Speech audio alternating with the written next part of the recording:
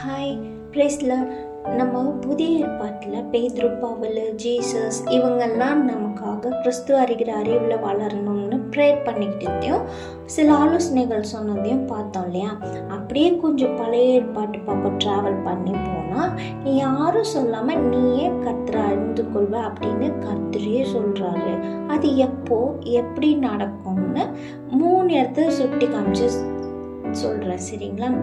எரேமியா 31:34 பார்த்தீங்கன்னா, இனி ஒருவன் தன் அயலானையும் தன் சகோதரனையும் நோக்கி கர்த்தரை அறிந்து கொள் என்று போதிப்பதில்லை. அவர்களில் சிறியவன் முதல் பெரியவன் வரை எல்லாரும் என்னை அறிந்து கொள்வார்கள் என்று கர்த்தர் சொல்கிறார் அப்படின்னு சொல்லியிருக்கு, சரிங்களா. அது எப்போ தெரியுமா நடக்கும்? அதே அதிகாரத்தில் 23ஆம் வசனத்தில் பார்த்தோம்னா, சிறையிருப்பை திருப்பும் போது 33ஆம் வசனத்தில் நான் அவர்கள் தேவனாயும் அவங்க என்னோட ஜனமாயும் இருப்பாங்க அப்போ, சரிங்களா. ஸோ நீங்கள் அவரை அறிய 34ஆம் வசனத்திலோட லாஸ்ட் பார்ட்டில் பார்க்குறோம், உங்கள் அக்கிரமத்தெல்லாம் மன்னிச்சு உங்கள் பாவங்கள் எல்லாம் அவர் நினையாதிருப்பாராம், சரிங்களா. அது மட்டும் கிடையாது, யாரும் சொல்லாமலே நீங்கள் கர்த்தரை அறிந்து கொள்ள ஆரம்பிச்சிடுவீங்க, சரியா.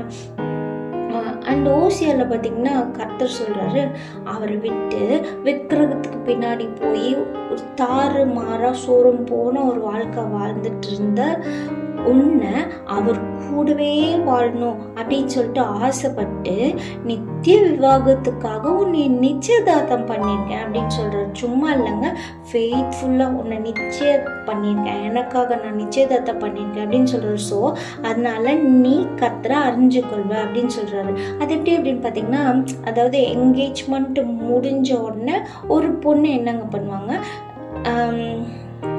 வரப்போகிற கணவனுக்கு என்ன பிடிக்கும் என்ன பிடிக்காது, அவர் குணம் எப்படி, அவரோட பேக்ரவுண்ட் எப்படி, அவர் இதுக்கு முன்னாடி யாரையாச்சும் லவ் பண்ணியிருக்காரா, இதுக்கு முன்னாடி யாருக்கிட்டையாச்சும் பேசியிருக்காரா, அதுவா இதுவா அப்படின்னு சொல்லிட்டு ஒரு நாளும் அவரை பற்றி ஆர்வமாக தெரிஞ்சுக்குவாங்க இல்லையா.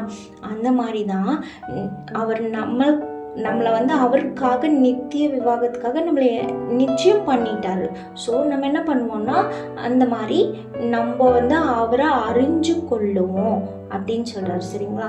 ஸோ ரொம்ப முக்கியமான ஒரு விஷயம் நம்ம முடிக்கிறதுக்கு முன்னாடி பார்க்கணும் அப்படின்னா, இப்போ நீங்கள் எந்த மாதிரி ஒரு பாவத்தின் நிமித்தமாக ஒரு வேலை அடிபட்டு நொறுக்கப்பட்டு மனசுலையோ இல்லை வாழ்க்கையிலையோ எப்படி ஒரு சுச்சுவேஷனில் இருக்கீங்களோ அதுலேருந்து கர்த்தரிடத்தில் திரும்பவும் வாருங்கள்னு கூப்பிடுறாரு.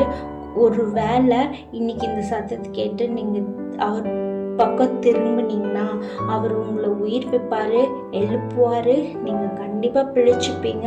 அது பிழைக்கிறது மட்டும் கிடையாது, நீங்கள் அறிவடைஞ்சு கர்த்தரை அறியும்படி தொடர்ந்து போவீங்க.